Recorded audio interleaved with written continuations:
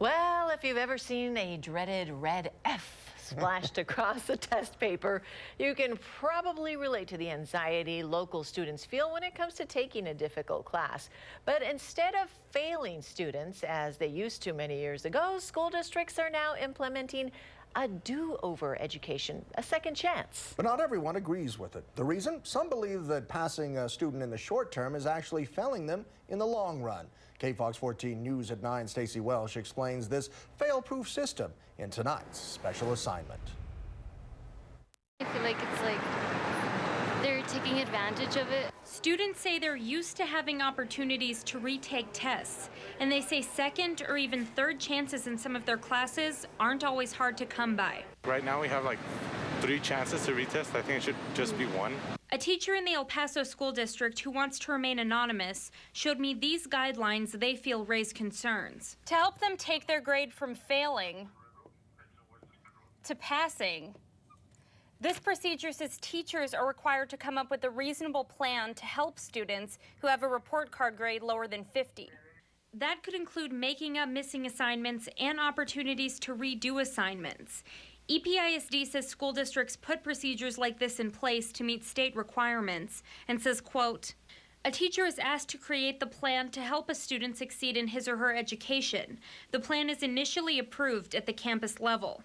But when I asked the El Paso Federation of Teachers, the teachers union president tells me that procedure is out of date and teachers should not be using it. There is a lot out there that is old, circulating around in carbon copies, not only with teachers, but with emails. Moore says the problem is the procedure I just mentioned to help students raise their grades might only be in place in one school, and different guidelines could be floating around other campuses in the school district. So Moore says it's not consistent, and he says he's raised concerns with the superintendent's office. Talked to Mr. Cabrera and other folks in his staff about improving communications to make sure that when a policy change like this came out a year ago, it's communicated not only to the campus administrators, but down to the teachers themselves. But he says the procedure currently in place also says a student is allowed to have a, quote, reasonable opportunity to make up or redo a class assignment or examination for which the student received a failing grade, which begs the question, what is reasonable? A local therapist says if students get multiple do-overs, it could hurt them in the long run. In reality, we're setting our kids up for failure.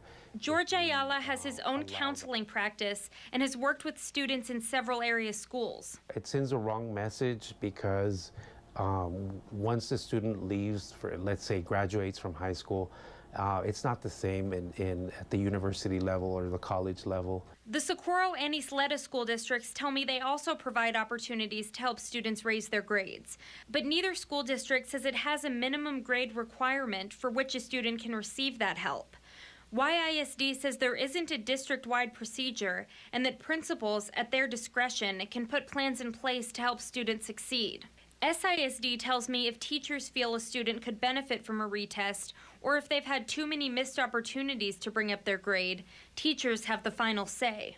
Because plans to help students vary, Ayala feels it's important for parents to know how well their student is doing in class before a teacher gives them a do-over. As a therapist, I see that it's not the teacher's classroom management style. It's none of those things.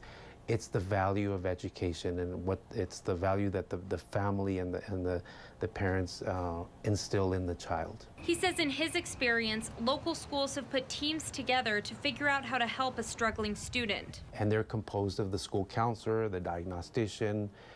Sometimes we bring in the nurse just to rule out medical issues for the students. But he says the more a parent is involved, the better a student will do. Structure, discipline, boundaries, limits. The teachers union says retests should not go away altogether, but they should be available to students who have missed lessons for legitimate reasons, illness, for example. And some students agree that redos could be helpful to learn the material. If they don't get it, it's like maybe it's a hard subject for them, and by them retaking it, it's like it gives them a second chance to understand it more.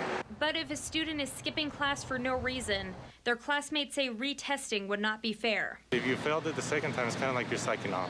To weed out those who could be taking advantage of the opportunity, Moore says one key change should be made. I would clarify the local policy where the word, what is reasonable is defined by the classroom teacher. They're the ones that know their kids. Because they're the ones who know how hard the students have been working, Moore says he plans to work with the school district to give teachers the final say in how many chances a student gets. Stacey Welsh, KFOX 14 News at 9. KFOX 14 also contacted EPISD to find out if it might adopt a district-wide policy to help students raise their grades instead of relying on its campuses to make their own guidelines. But Stacey has not heard back from the El Paso School District.